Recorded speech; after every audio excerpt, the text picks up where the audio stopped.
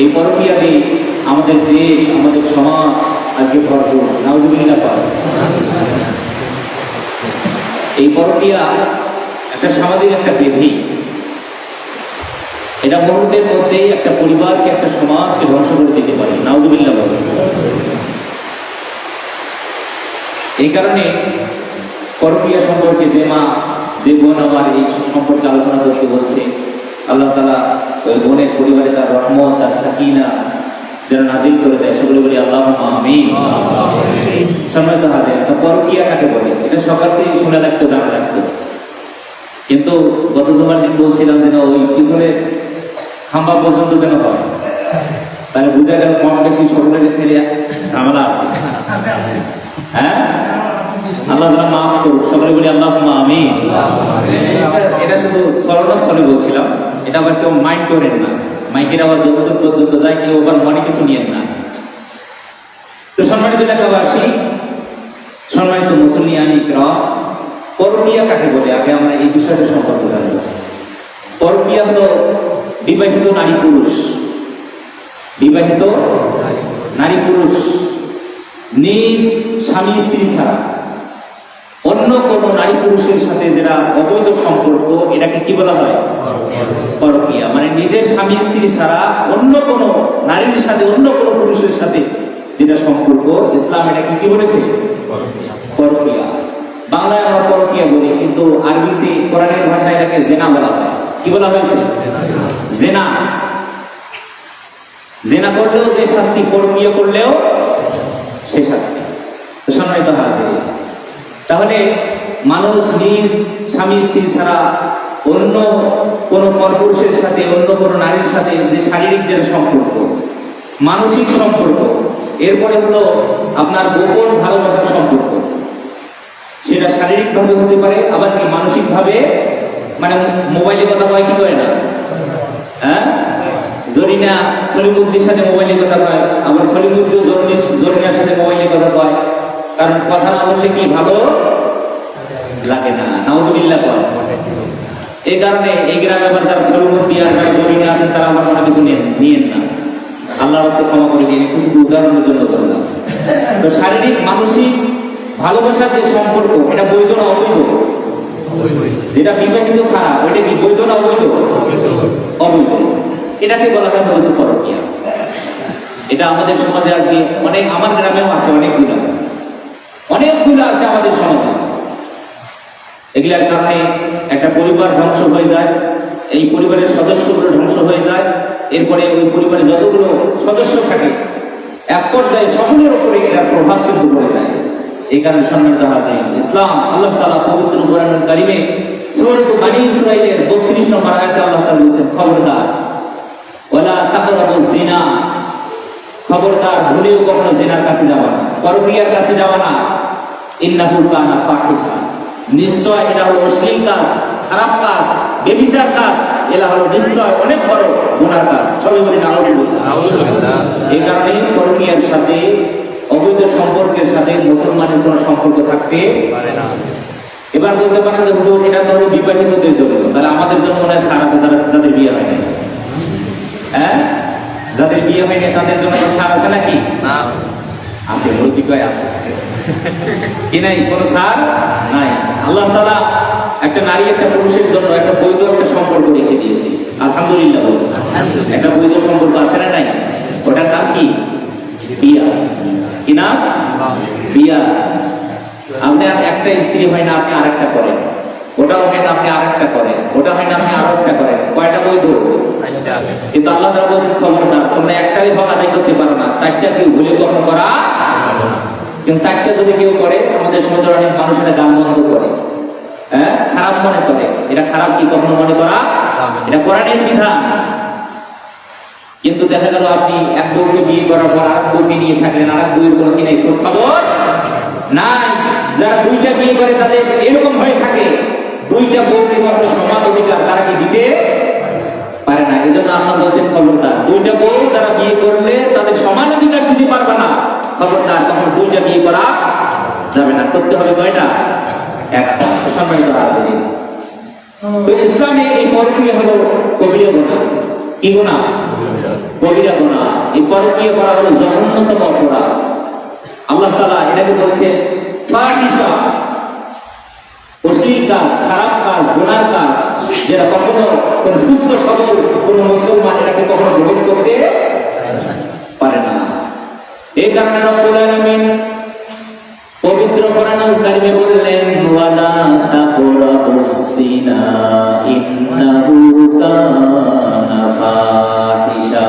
সূরা আউযু বিল্লাহ। রব্বুল আলামিন বললেন ওয়ালা তাকরাবুস জিনা ইন্নাহু কানা ফাহিশা। খবরদার খবরদার, কখনো জিনার কাছেও যাবে না। জিনা করা হলো অত্যন্ত একটা খারাপ কাজ, ঘৃণিত কাজ। নাউযু বিল্লাহ। এরপর আল্লাহ তাআলা বললেন ওয়াসাআ সাবিলা, এটা অত্যন্ত একটা খারাপ পথ। কি পথ? বৈধ ছাড়া অবৈধভাবে যেগুলাই করা হয় ওগুলা কি খারাপ। যেটা হারাম জিনিস ওটার মধ্যে কি কোনো কল্যাণ থাকতে পারে না। আর যেটা বৈধ ওটার মধ্যে যিনি বরকত, রহমত, কল্যাণ রেখে দিয়েছেন তিনি কে? আল্লাহ তাআলা। তো সম্মানিত হাজিরিন, এরপরে বিশ্ব ইসলাম বললেন অবৈধভাবে যখন দুজন নারী পুরুষ মিলিত হয়, কয়জন? সলিমুদ্দিন যখন জরিনার সাথে যখন অবৈধভাবে কথা হয়, আল্লাহ বললেন সেখানে আর একজন স্থান নেয়। সে কে? শয়তান। সে কে? শয়তান। আমাদের সমাজে এই পরকীয়া হওয়ার পিছনে অনেকগুলো কারণ আছে, আমরা সেগুলো সম্পর্কে আলোচনা করবো ইনশাআল্লাহ। তো সম্মানিত হাজির, একটা মানুষ যখন পরকীয়া প্রেমে যখন জড়িয়ে পড়ে, জিনার কাছে যখন জড়িয়ে পড়ে, আল্লাহ তাআলা বললেন ওই সময় ওই মানুষটার ভিতরে আর ঈমান থাকে না। তখন তার ঈমান তার ভিতর থেকে বেরিয়ে গিয়ে তার মাথার উপর ঘুরতে থাকে।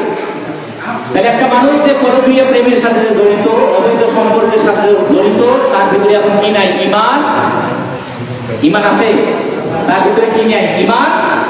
এই অবস্থায় যদি তার মরণ হয় তাহলে সে কি ঈমান হারা অবস্থায় মৃত্যুবরণ? নাউযুবিল্লাহ। এরপরে আমরা যে বিষয়টা সম্পর্কে জানবো যে পরকীয়া কেন হয়, পরকীয়া মানুষ কেন করে, পরকীয়া হওয়ার কারণটা কি, এই বিষয়গুলো জানার দরকার আছে না নাই? কারণ যদি আমরা খুঁজে যদি বের করি, আমরা যখন ডাক্তারের কাছে যাই, ডাক্তার দেখবে প্রেসক্রিপশনে ওষুধ লেখার আগে সাইডে আগে লেখে কি কি কারণে আপনার কোন রোগ হয়েছে, এই রোগ অনুযায়ী তারপরে কি লেখে? ওষুধ লেখে। আগে রোগটা ধরে তারপরে তারা কি লেখে? আজকে ওই পরকীয়া কেন হয় এটা আগে আমরা খুঁজে বের করবো, তারপরে এটা কি ওষুধ আছে, কে কোন ওষুধ প্রয়োগ করলে এই পরকীয়া আমাদের সমাজ থেকে দূর হবে, আমরা তারপরে এই সম্পর্কে আলোচনা করবো ইনশাআল্লাহ। পরকীয়া হওয়ার পিছনে প্রথম নম্বর কারণ হলো ঈমানী দুর্বলতা। কি দুর্বলতা? ঈমানী দুর্বলতা। যার ভিতরে ঈমান থাকে সে কি আপনার পরকীয়ার সাথে জড়িয়ে পড়তে পারে না। শয়তান তাকে কখনো ধোঁকা দিতে পারে না। এই কারণে যাদের ভিতরে ঈমান নাই, যাদের ভিতরে আল্লাহর ভয় নাই, যারা আল্লাহকে যা ভয় করে না, এই মানুষগুলো মূলত পরকীয়ার সাথে জড়িয়ে পড়ে। নাউযুবিল্লাহ। তাহলে যাদের ভিতরে আল্লাহর ভয় কম, যারা আল্লাহকে যারা কম ভয় করে, যাদের ঈমানী শক্তি যাদের কম, এরাই কি মূলত পরকীয়ার সাথে, মানে নিজের বউ ছাড়িয়া, নিজের স্বামী ছাড়িয়া আর একজনের কাছে যায়। নাউযুবিল্লাহ। আপনারা তো দেখুন কোন মুখ বন্ধ করে আছে, হ্যাঁ, কথা বলতে হবে। তাহলে নিজের স্বামী, বৈধ স্বামী, নিজের বৈধ স্ত্রী ছেড়ে অন্য কোনো পর পুরুষের কাছে, অন্য কোনো পর নারীর কাছে কখনো আমাদের যাওয়া যাবে না। তাহলে এক নম্বরে এই পরকীয়া হওয়ার পিছনে কারণ হলো মানুষের ঈমানী দুর্বলতা। আমরা আল্লাহকে কম ভয় করি বলে দিনের পর দিন আমাদের সমাজে পরকীয়ার সংখ্যা কম না বেশি? বেশি। এরপরে পরকীয়া হওয়ার পিছনে দ্বিতীয় নম্বর কারণ হলো দ্বীনি শিক্ষা নাই আমাদের ভিতরে, কোরআন হাদিসের জ্ঞান আমাদের ভিতরে নাই, যার কারণে আজকে দিনের পর দিন পরকীয়া কি হচ্ছে? বৃদ্ধি পাচ্ছে দিনের পর দিন। আমাদের মায়েরা যদি পর্দা করতো, আমাদের বোনেরা যদি পর্দা করতো, আমার স্ত্রীকে যদি আমি পর্দা করতাম, আমার বোনের দিকে, আমার স্ত্রীর দিকে, আমার মায়ের দিকে কেউ চোখ দেওয়ার সুযোগ পাইতো নাকি? সুযোগ পাইতো না। কিন্তু আমরা আমাদের মাকে, আমাদের বউকে, আমাদের স্ত্রীকে খোলা মারা রাখছি। ওই তরমুজ বা মিষ্টি জাতীয় কোনো জিনিস যদি খোলা যদি রাখা হয়, ঢেকে যদি না রাখা হয়, তাহলে কি হবে? মাছি পড়বে।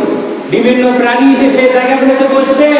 আমরা আমাদের মাদেরকে, বোনদেরকে খোলা রাখার কারণে তাদেরকে আল্লাহ বলছেন তাদেরকে ঢেকে রাখো, তাদেরকে আবদ্ধ করে রাখো, তাদেরকে সুন্দর বাজায় না রাখার কারণে আজকে তাদের উপরে অবৈধভাবে মশা মাছি বিভিন্ন ধরনের হারাম প্রাণী আজকে তাদের উপর পড়তেছে। তাহলে আল্লাহ যেটা বলছে ওটার বিপরীতে যদি আমরা কাজ করি সেটার ফল ভালো হবে না খারাপ হবে? খারাপ হবে। এই কারণে আজকে দিনের পর দিন প্রক্রিয়া এই অবৈধ সম্পর্কে আমাদের সমাজে কম না বেশি? বেশি।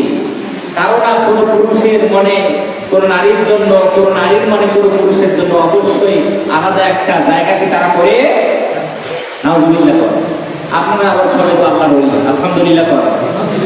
সম্মানিত হাজির, তো এরপরে বিনিয়োগের শিক্ষার মধ্যে আরেকটা আছে অবৈধ নারীর সাথে মেলামেশা বেশি করা। মানে যে নারীদেরকে আপনার জন্য বিয়ে করা বৈধ, ভাবিকে বিয়ে করা যায় কি যায় না?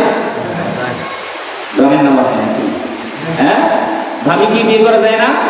মানে আপনার ভাইয়ের বউ, তাকে কি করা যাইবে? বিয়ে করা যাইবে। কিন্তু দেবরের সাথে ভাবির সম্পর্ক কেমন? তোমরা যেমন ভয় পাও ওইরকম তোমাদের স্বামীর ভাইকেও তোমরা ওইরকম ভয় পাইবা। কারণ ভাবির সাথে দেবরের লড়র পটর আছে না নাই? কম না বেশি? এই কারণে ভাই থেকেও, নিজের ভাই থেকেও, নিজের মায়ের পেটের ভাই থেকেও নিজের বউকে কি রাখতে হবে? হেফাজত রাখতে হবে। সম্মানিত হাজির, অবৈধ নারী পুরুষের এই যে অবৈধ মেলামেশা, বিশেষ করে আমাদের গ্রামে কিস্তি নেওয়ার জন্য অফিসার আইসে না আইসে না? এই অফিসারের কথা হইলো, ব্যাংকের কথা হইলো পুরুষদেরকে ঋণ দেবে না। কাকে ঋণ দেবে? মহিলা। সুবহানাল্লাহ। হ্যাঁ, আমরা পাঠে দেই না? পুরুষদেরকে ঋণ দেবে না। সমস্যা কি? পুরুষদেরকে দিয়ে নারীদেরকে দিবে। এই কিস্তির অফিসার আপনার বাড়িতে আসে, এরপরে আপনার বউয়ের সাথে অবৈধভাবে কথা বলতেছে। এটা কি বৈধ না অবৈধ? অবৈধ। অবৈধ। অফিসারের সাথে আপনার বউ কিসের কথা? আপনার বউর কথা হইলে আপনার সাথে। মনে হয় ভুল বললাম নাকি? এরপরে শালার বউ, তার বউ, শালার বউ, এবার শালি, শালিকা আছে না নাই? আছে। এদের সাথে দুলে ভাইদের সম্পর্ক কেমন? সেই সম্পর্ক নাউজুবিল্লাহ কোন? নাউজুবিল্লাহ। এই সমস্ত কিছু ইসলাম না মানার কারণে, ইসলামের হুকুম আহকাম না মানার কারণে দুলে ভাই, শালি, এরপরে শালার বউ, মানে বিয়ের সময় দেখবেন আরে শালার বউর সাথে কি যে সম্পর্ক, মনে হয় যে শালার বউর সাথে মনে হয় বিয়ে হচ্ছে। নাউজুবিল্লাহ কোন? এরকম কিন্তু আমাদের সমাজে সম্মানিত আছে। আল্লাহ তাআলা এই সমস্ত গুনার কাছ থেকে, পাপাচার থেকে আমাদের এই সমাজকে যেন হেফাজত করে। সকলে বলি আল্লাহুম্মা আমিন। এরপরে পরকীয়া বৃদ্ধি পাওয়ার কারণ হলো দাম্পত্য জীবনে অসন্তুষ্টি। নাউজুবিল্লাহ। এরপরে বোঝাপড়ার অভাব। স্বামী যদি যায় ডান দিকে, স্ত্রী কোন দিকে যায়? বাম দিকে। বাম দিকে। দুইজন দুই পাশে রাস্তা খোঁজে। এরপরে একজন আরেকজনের প্রতি অবহেলা। কিসের কারণে? কি? গরিব, আপনার টাকা আছে, বা আপনি গরিব আর আপনার স্ত্রী কি বড়লোক, টাকাওয়ালা, এই যে আপনার প্রতি অবহেলা। দ্বিতীয় নম্বর হলো আপনি কালো, বা আপনার স্ত্রী কালো, আপনি ধলা। কি এই গরম আছে না নাই? আপনার গায়ে কালা কালটু, বা আপনি আপনার বউরে কি করেন? কান্তি। কি করেন? এরকম জঘন্য মানুষ আমাদের সমাজে আছে না নাই? আল্লাহ তোমাদের যেটা দিয়েছে ওইটা আলহামদুলিল্লাহ। দিয়েছে কে? তারা তো এরকম ভাগ্যে এমন আছে যে তার কি হয় না, বিয়ে। আমাদের এলাকায় একটা আইনগুলো আছে, বিয়ে হয় না। আমার বাপের থেকে আমার বাপের সমান বয়স, বিয়ে হয় না। আল্লাহ আপনারা যেটা দিয়েছে ওইটা নিয়ে কি থাকেন? সন্তুষ্ট থাকেন। অথচ বউ একটু কালো বলে করে আপনার কি বলে? কালবি। এরপরে দেখা যায় যে আপনি একটু লম্বা, আপনার বউটা কি খাটো, খাটো বলে অবহেলা করে। বা আপনি একটু খাটো, আপনার বউ কি লম্বা। এই যে আপনার বউ একটা অবহেলা। এরপরে হলো আপনি দেখতে সুন্দর আর আপনার বউটা দেখতে কি কুশ্রী, কালো নয়। অনেক মহিলা মানে ফর্সা কিন্তু দেখতে কি ভালো নয়। বা আপনি দেখতে একটু খারাপ আর আপনার বউ দেখতে কি ভালো। এইভাবে এই সমস্ত অবহেলার কারণে আজকে আমাদের সমাজে দিনের পর দিন পরক্রিয়া অবৈধ সম্পর্ক দিনের পর দিন বৃদ্ধি পাচ্ছে। সবাই বলি নাউযুবিল্লাহ। এরপরে হলো সোশ্যাল মিডিয়া ব্যবহার, ফেসবুক, ইউটিউব এগুলো দেখে সারাদিন, দেখার পর আর ওই বউকে আর ভালো লাগে না। কি ওই বউকে আর ভালো লাগে না, আর একটা নতুন খুঁজতে হবে। নাউযুবিল্লাহ। এরপরে হলো অনেক বিস্তারিত আলোচনা। এরপরে হলো শয়তানের ধোঁকা। কার ধোঁকা? শয়তানের ধোঁকা। শয়তান বলছে এক বউর সাথে 20 বছর সম্পর্ক করলো, আর কপিলা করিস। এক বউর সাথে 20 বছর ঘর সংসার করিস, করলি আর কত করিস, আর একটা নতুন দেখ।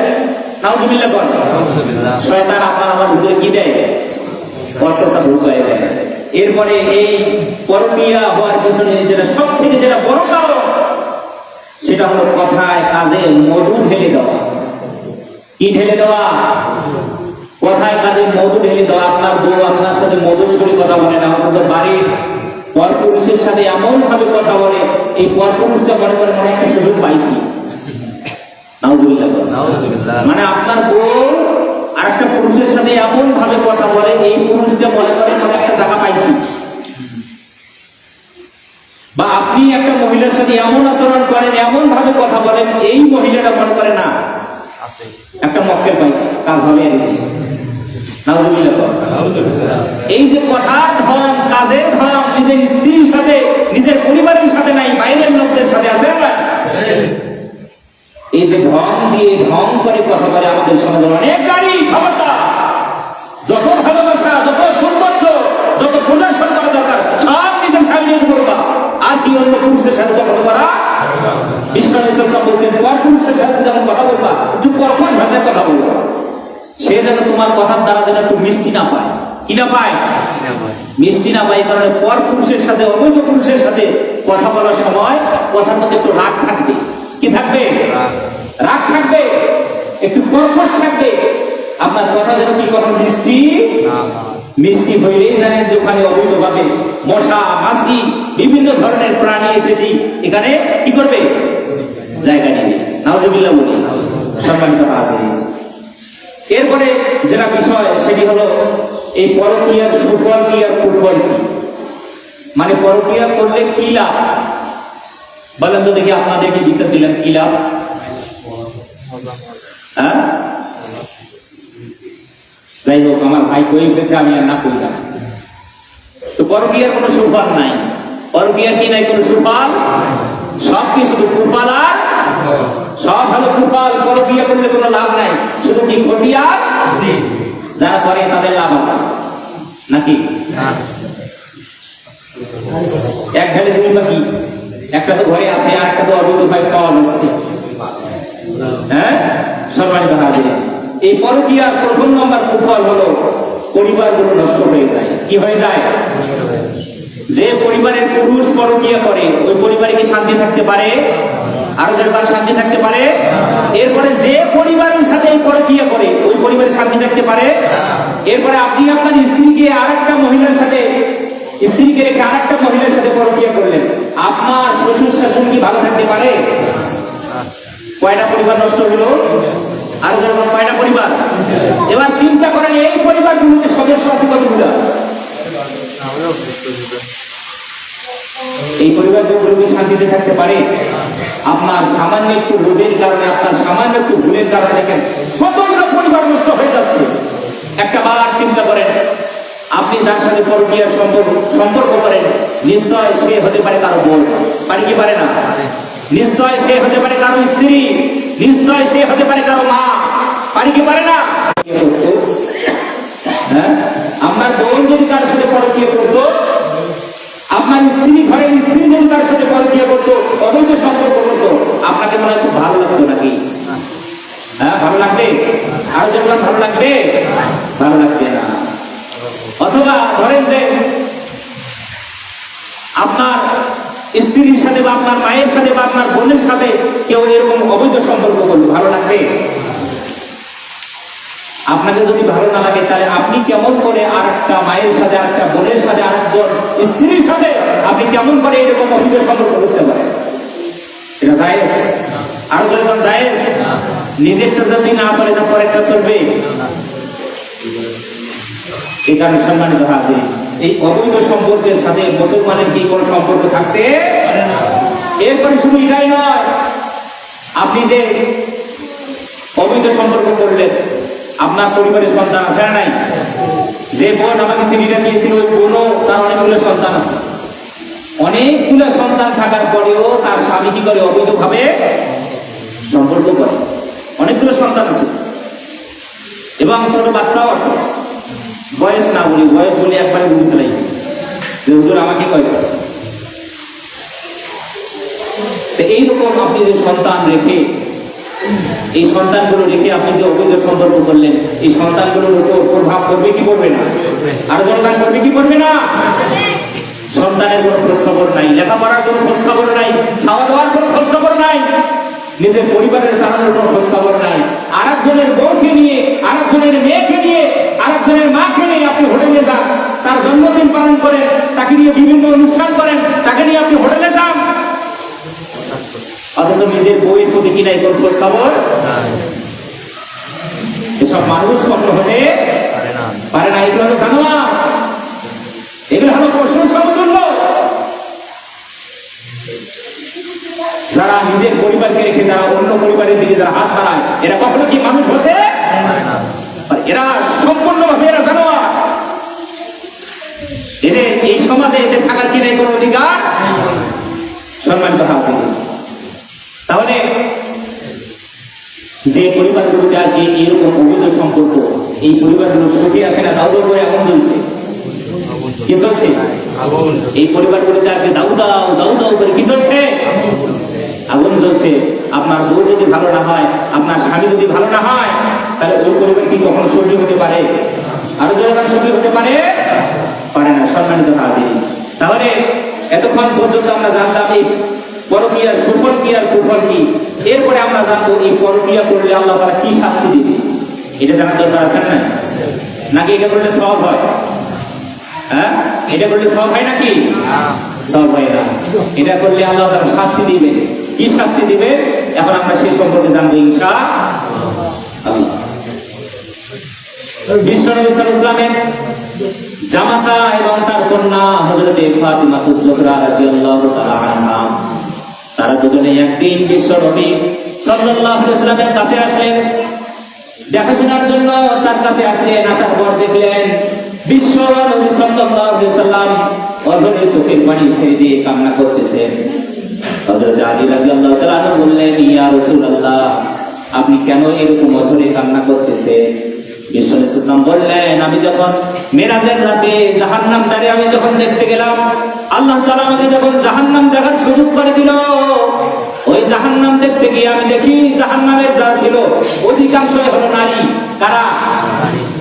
জাহান্নামে আল্লাহ তাআলা যাদেরকে শাস্তি দিচ্ছে তাদের মধ্যে কি অধিকাংশ? আমি জাহান্নামের মধ্যে 6 প্রকার নারীকে দেখেছি, তাদেরকে আল্লাহ তাআলা জাহান্নামে শাস্তি দিচ্ছেন। তাদের মধ্যে 1 প্রকার নারী হলো যাদেরকে আল্লাহ তাআলা তাদের স্তনের উপর তাদেরকে ঝুলিয়ে আল্লাহ তাআলা তাদেরকে জাহান্নামের আগুনে তাদেরকে শাস্তি দিচ্ছে। নাউজুবিল্লাহ। কিসের উপরে ঝোলায়? স্তনের উপরে। স্তনের উপরে ঝোলায়ে তাদেরকে আল্লাহ তাআলা কি দিচ্ছেন? শাস্তি। বিশ্বনবী সাল্লাল্লাহু আলাইহি ওয়াসাল্লাম হযরত জিবরাইল আমিনকে বললেন, ও ভাই জিবরাইল, কেন এই নারীদেরকে এরকম করে শাস্তি দেওয়া হচ্ছে? হযরত জিবরাইল আমিন বললেন, ইয়া রাসূলুল্লাহ, এরা হলো সম্পর্কিতভাবে অন্য পুরুষের সাথে যারা সম্পর্ক করে, এদের শাস্তি আছে না নাই? কঠিন শাস্তি। এদেরকে আল্লাহ তাআলা অনন্তকাল অনাদিকাল পর্যন্ত আল্লাহ তাআলা তাদেরকে এরকম তাদের স্তনের উপর ঝুলিয়ে আল্লাহ তাআলা তাদেরকে শাস্তি দিবেন। নাউজুবিল্লাহ। এবার এই হাদিস শুনে আপনারা বলতে পারেন, হুজুর আমরা তো বাঁচি গেলাম। হ্যাঁ,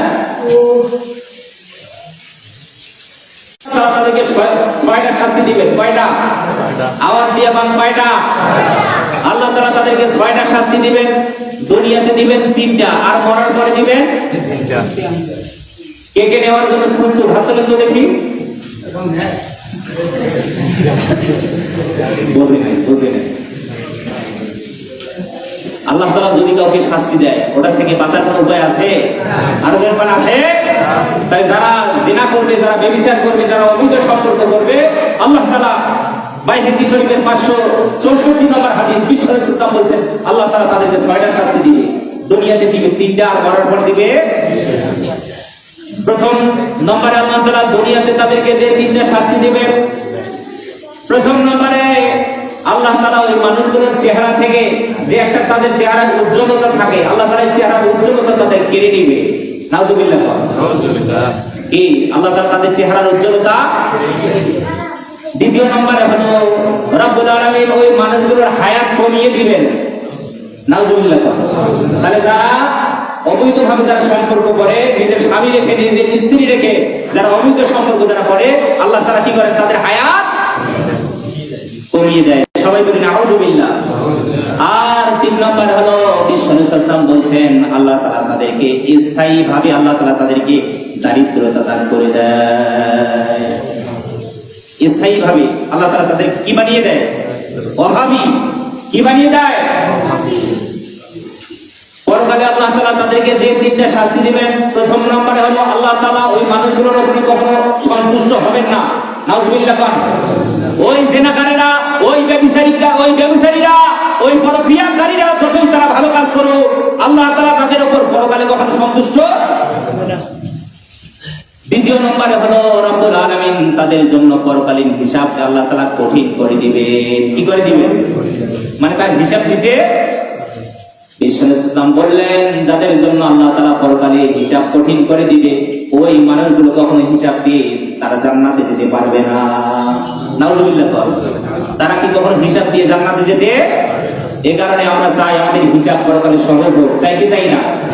এই কারণে বিশ্ব নবী ইসলাম বললেন আল্লাহুম্মা হাসিবুনা হিসাবান ইয়াসীরা। তিনি যখন এই দোয়া করতেন, আল্লাহকে বলতেন আল্লাহ পরকালে তুমি আমার জন্য হিসাব নিকাশকে সহজ করে দিও। সবাই কর আল্লাহুম্মা আমিন।